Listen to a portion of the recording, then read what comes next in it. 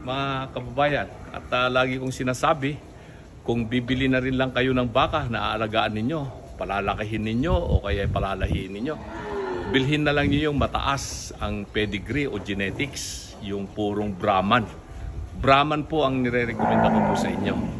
Mahirap na po yung mag-alaga ng native o kaya mababa ang lahi. Meron kaming mga bakang ganun dito na medyo mababa ang lahing mga inahin.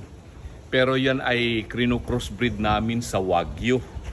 Dahil gusto naming makita kung ano magiging itsura ng mga anak ng mistisang Brahman sa Wagyu. At meron na kaming na-produce na mahigit 10 Wagyu na mga bisiro. Ito yung aking magdadalawang taon na bulugan. Purong Brahman to, 100%. Tingnan nyo naman ang laki niya. Bali 5'9 po yung height ko. Ito, ang pangalan po nito ay Radboy kasi yung tatay niya ay Radman. Napaka galing nitong batang to.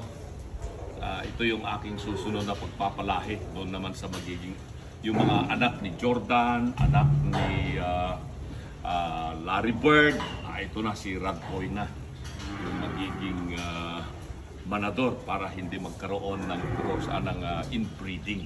So yan po mga kabaka, ulitin ko, kung bibili na rin lang kayo ng baka at aalagaan ninyo, palalakihin ninyo o kaya palalahiin ninyo, pagbubulugan ninyo, ay bumili na lang kayo ng mataas ang lahi.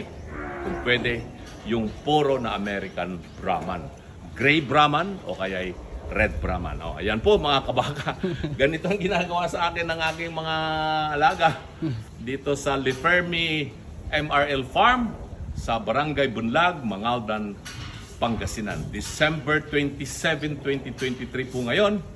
Mag-aalas 10 na po ng umaga. At dito kami ngayon na tinitignan natin itong ating mga inaalagaang mga baka. Ito pong aming bakahan ay palahian po ito, aray. At ang aming mga inaalagaan dito ay mga inahin. Kaya kung mapapansin ninyo, may mga inahin na medyo payat. Ganun talaga pag nagpapadede yung mga baka. Lalong-lalo na itong Brahman ay talagang yung motherly instinct, sabi nga nila, ay talagang napakahusay mag-alaga ng anak ang mga Brahman. Kaya kung minsan merong medyo masungit na inahin, pag meron pa siyang inaalagang maliit na anak at ayaw magpalapit at hindi talaga tumitigil magpadede yung Brahman. Kaya kami naman hindi namin winawalay kaagad yung mga bata. Inaabot ng mga 8 hanggang 10 buwan, pinapadede pa yan. Basta kaya pa nung nanay na hindi masyadong mangangayayat. Pero pag nakita namin mangangayayat na yung nanay, ay 8 buwan winawalay na namin yung anak para makarecover naman yung nanay dahil sigurado yun, buntis na rin yun. Uulitin ko, pag mga 1.5 buwan na yung bisiro, pwede na maglandi yung inahin o yung nanay. So depende po sa inyo kung yun ay artificial insemination or natural breeding. Kami po dito sa aming mga Brahman ay natural breeding po kami. Sa Wagyu lamang po kami nag-artificial insemination. Ito na naman si Radboy. Bumalik ka na naman. Ito, ganito kalaki po yung aming junior bull. At makikita ninyo yung aming mga primary bull dito. Bali, 6 yung primary bull namin dito sa farm na ito. Plus isa yung nandoon sa original farm. So 7 yung primary bull. Pero marami kami mga junior bulls dito. At ganito yung kalalaki po nila. So magandang umaga muli. Mga kabaka, mga kabayan, mga kaibigan. Ay malapit na ang bagong taon.